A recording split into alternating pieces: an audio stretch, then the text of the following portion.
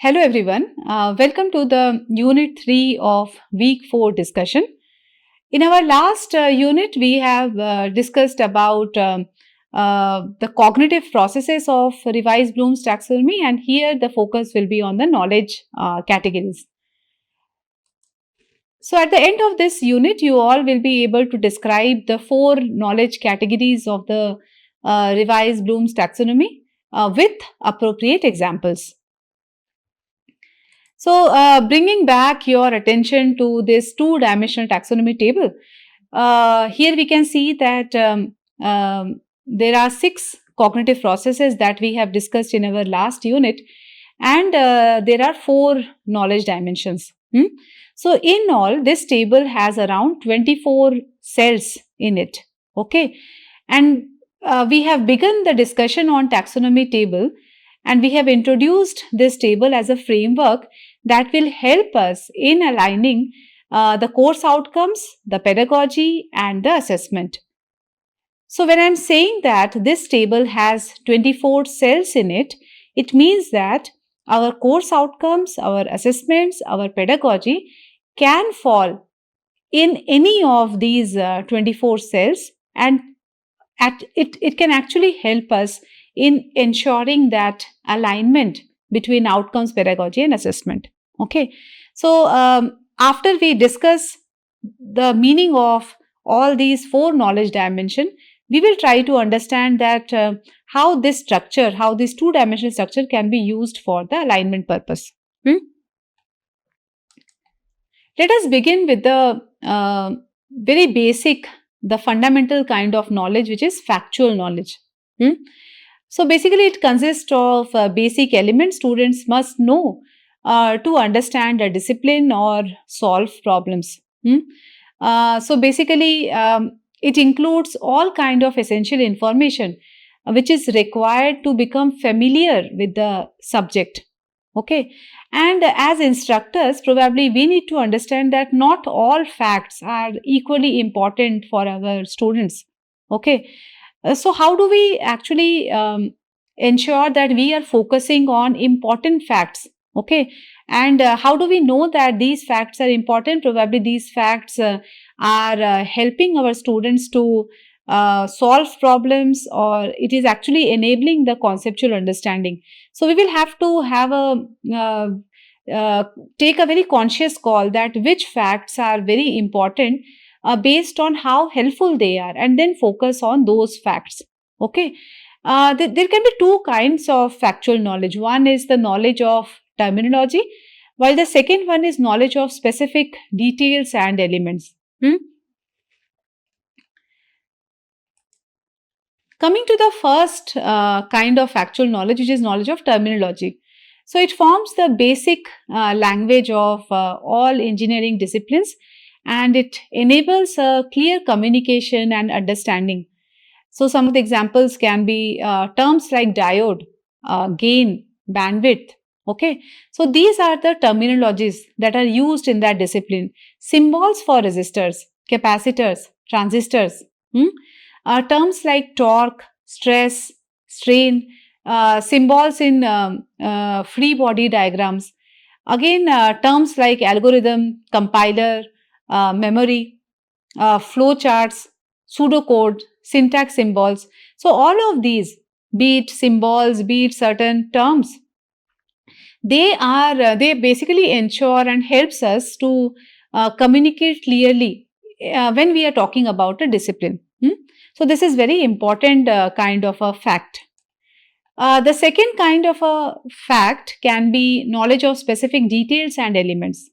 For example, it can include specific facts, data, values, and description. And this may be exact in terms of numerical values and dates, or it can be approximate also, ranges, order of magnitude. So, basically, this is different from the knowledge of terminology, because here we are talking about specific details and elements. For example, key milestones in computing history, features of different processor architectures, standard voltage levels in power systems. All of these for students, these are facts. ratings of transformers and motors, properties of mild steel and cast iron, standard tolerances and fits. Now let us move to the second kind of knowledge, which is conceptual knowledge.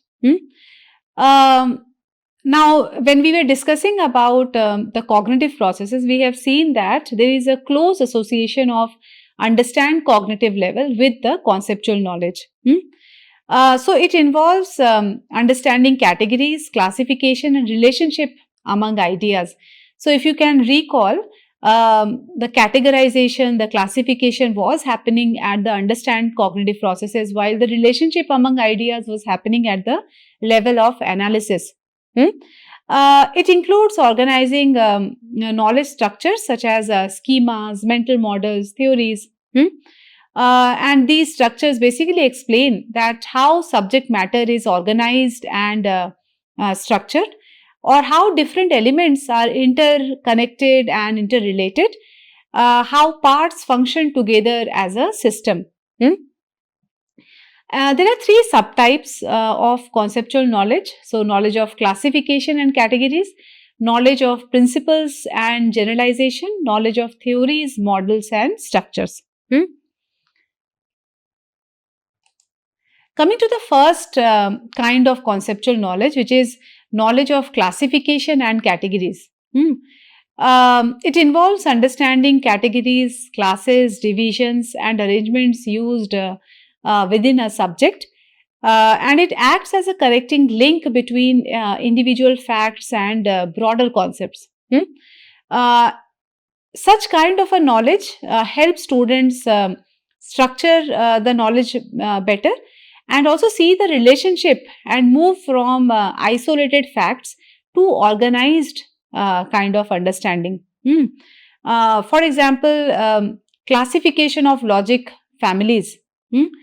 Classification of amplifiers. Okay, so basically all of it. Okay, if I'm able to classify all of this, probably I understand each of these in a more conceptual manner.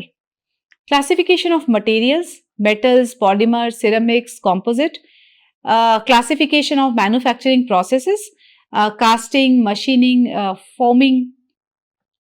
Classification of number systems, binary, octal, decimal, hexadecimal, classification of data structures, linear and non-linear. In each of these, you can actually see that how these examples are related to the understand cognitive level, where we are basically expecting students to classify. So which means when I'm expecting students to classify two concepts, which means I have a conceptual understanding, okay, and therefore I'm able to classify them. So these two aspects, the cognitive process of classifying and the knowledge category of conceptual understanding, is very closely related. Another kind of conceptual knowledge is knowledge of principles and generalization.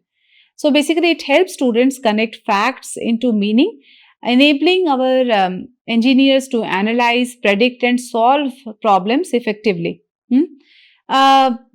We can say that this kind of a knowledge is central to any academic discipline, as it guides the study of phenomena and problem solving.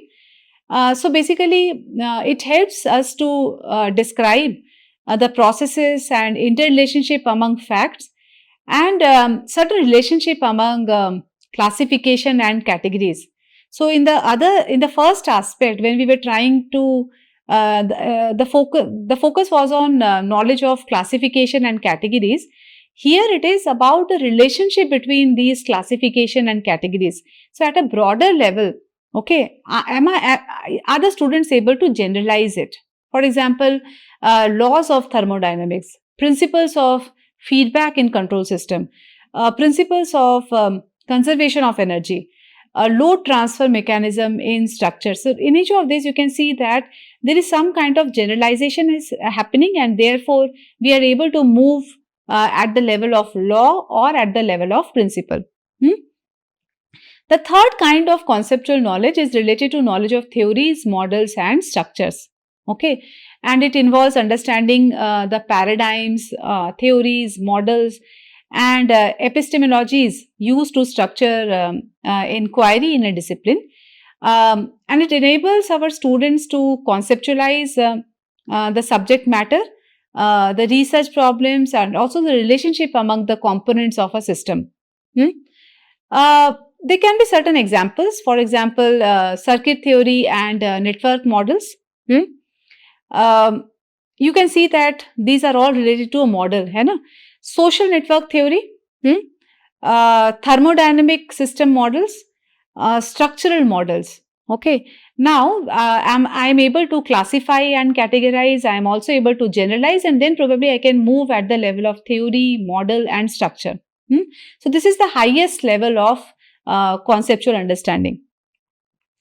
The third kind of knowledge is procedural in nature.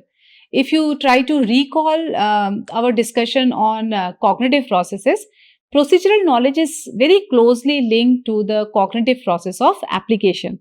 Okay, so it refers to knowledge of how to do something. It also includes knowledge of when and why to use a procedure.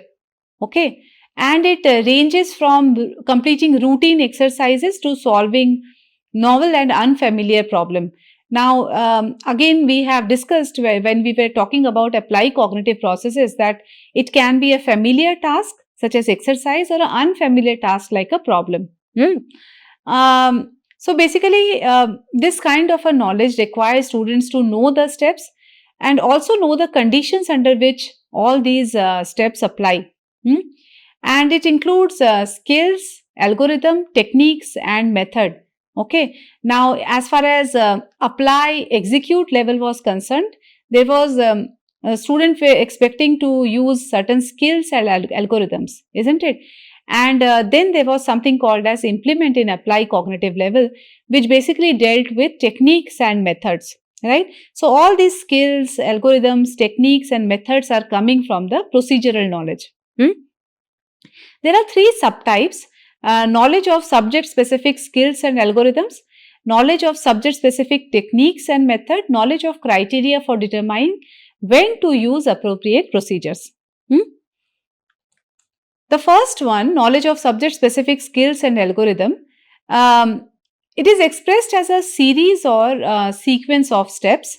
Okay, and the steps may be followed in a fixed order or selected based on certain decision points, and when applied correctly, the result is generally fixed and predictable. So, because you can actually link it to the execute cognitive sub process under apply. Okay, so generally it is fixed in nature. So, basically, it emphasizes on how accurately a student is able to use a procedure. For example, algorithms used in mathematics exercises, algorithms for minimizing the logical expressions, pattern search algorithms in artificial intelligence. The second kind of procedural knowledge is knowledge of subject specific techniques and methods. Okay, so based on disciplinary norms, consensus, and expert practice, we have certain techniques and certain methods. Okay, these are little more complex as far as skills and algorithms are concerned. Okay, so basically, this kind of a knowledge reflects how experts think and solve problems in a field, because probably these are all unfamiliar tasks in nature. Procedures are often flexible and context dependent and may not yield a single correct answer, unlike the first one. Okay, there the answer was fixed, but here probably all the students might have different kinds of answers. So, probably our scoring rubric should have that scope of alternative answers. For example, methods of management research, system dynamics method for modeling complex socio-technical systems, design and analysis techniques used in engineering practice. So, in each of these, you can see that probably all the students might come up with different kinds of solutions, different kinds of answers. The third kind of procedural knowledge is knowledge of criteria for determining when to use procedures. Here, there is some kind of a decision that is being taken. So, it involves knowing when and where to apply specific procedures, and it is basically based on the understanding of, the problem, the context of the problem, the past usage, the conditions, and the constraints. Hmm? We have always seen that experts use systematized criteria to select appropriate procedures, and probably they are trying to derive these criteria based on their prerequisite knowledge, understanding of the context, or sometimes also by experiencing these kind of problems earlier.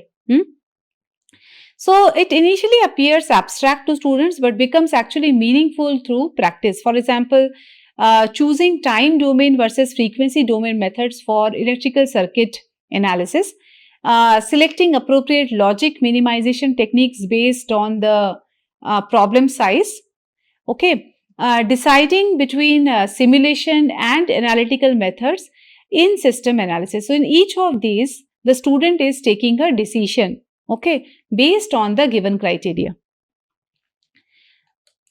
The fourth kind of knowledge is metacognitive knowledge. If you recall our discussion on approaches of assessment, metacognitive knowledge is closely related to assessment as learning, okay, the aspect of self-assessment.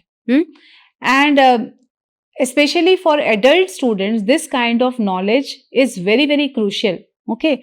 So, basically it refers about cognition in general and one's own thinking process, how aware we are about our own thinking process, okay. So, it enables students to think about their thinking, leading to better learning, problem solving and self-regulation. It develops with age and experience. So, for young students, probably they find the ability to self-assess difficult and complex. But as we grow, during that time, probably our ability to know about our strengths, weaknesses, and then act accordingly also enhances. So, as students become more aware of their thinking, and they can actually act on this awareness, and thereby the learning improves. So, metacognitive knowledge especially help our students to plan the learning activities, monitor their understanding, and also evaluate the progress and outcomes. In metacognitive knowledge, there are three subtypes. One is strategic knowledge, knowledge about cognitive tasks, and self-knowledge.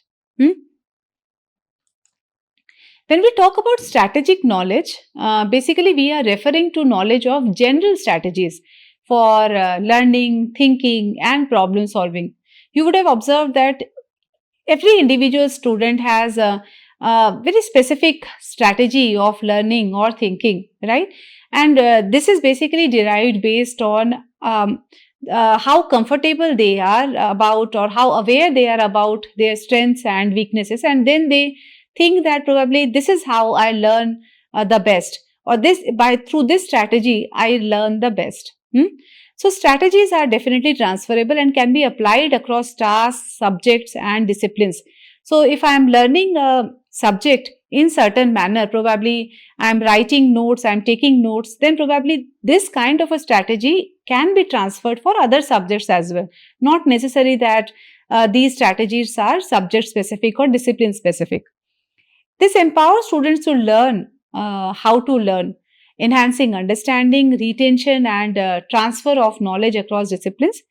So, basically, strategic knowledge includes three broad categories: rehearsal strategies, elaboration strategies, and organizational strategies. So, what does this mean? Probably it will be clear through these examples that what do we mean by rehearsing? Probably repeating the formulas or definitions aloud. Using mnemonics. When I'm talking about elaboration strategies, what does that mean? Probably I am trying to write a short form of a sentence, or about something that will help me to remember things or learn things in a better manner, probably using mnemonics. Organization strategy can be through concept mapping or mind mapping. If I am able to organize all the concepts in a coherent manner, probably I am able to, I'm talking about a strategy which is helping me organize my knowledge. Outlining and structured note taking, creating flow charts or diagrams. So, all of these are certain examples of strategies for what? Rehearsal, elaboration and organization. The second kind of metacognitive knowledge is knowledge about cognitive tasks. These strategies basically support planning, monitoring and regulation of our cognition, and it enables learners to take control of their own thinking and learning. Okay, so what do we mean by planning cognition? Basically, it involves preparing for learning or problem solving tasks. Monitoring cognition involves checking understanding during learning. So, how far I have understood, if I am able to self assess or not. Regulating cognition involves adjusting strategies based on the feedback. Okay. Basically, this shows that how flexible am I. So, if a feedback is given, am I able to adjust my strategy or not? For example, breaking a complex engineering problem into subtasks. Checking intermediate steps in a mathematics or circuit problem. Resolving engineering problems using an alternative method. In each of these, probably I am trying to plan the cognition, monitor the cognition and also regulate the cognition. Okay. Again, you can see that be it strategic knowledge or knowledge about cognitive tasks, each of these is very, very important for our engineering students. The third kind of metacognitive knowledge is self-knowledge. So, self-awareness is a critical component of metacognitive knowledge, and we can say that a key hallmark of expert learners is knowing when they do not know something. Okay, probably we should not be in that kind of a false impression that we have understood everything, right? How aware am I about what I know and what I do not know? And if I'm aware about it, then only I will be able to work on what I do not know. It basically helps students recognizes their strengths, their limitations, and also gaps in understanding. Students basically should be aware of the learning strategies they typically rely on, and over reliance in a single strategy may basically limit the learning effectiveness. So, it can be related to, there can be certain beliefs, probably those beliefs need to be revisited. Okay, when we are talking about self-knowledge, it can be related to the beliefs related to self-efficacy, goal orientation, or if I am actually considering any task important or not. So, if I think that something is important, then only I will be able to invest my energy, right? If I'm aware that how efficiently I am working, probably I will be able to identify the appropriate learning strategy. What is the meaning of goal orientation? If I'm aware about the course outcome, I will be able to invest my energy, my preparation towards that course outcome effectively. So, each of these basically tells us that how aware our students are. Okay. So, basically there can be certain strategies to enable self-knowledge, probably by giving a right kind of a understanding about the course outcomes. Okay, then that students are very clear about the goal, and then they can actually try to monitor their preparation accordingly. There can be another strategy related to while we are teaching, if we are able to relate it to the real world context, probably students will find it meaningful, they will find it valuable, and then they will be able to prepare accordingly and feel more motivated. So, there can be certain tasks at the teaching learning activities that probably we can systematically do, so that this kind of a knowledge, the self knowledge, can be inculcated among our students. So, to summarize, in this unit we have discussed about all the four knowledge dimensions and also their subtypes. In our next two units, we will try to understand that with the understanding of this taxonomy table, which is a framework to align outcomes, pedagogy, and assessment, how can we actually design a good quality summative assessment instrument? It can be for CIE or it can also be for SEE.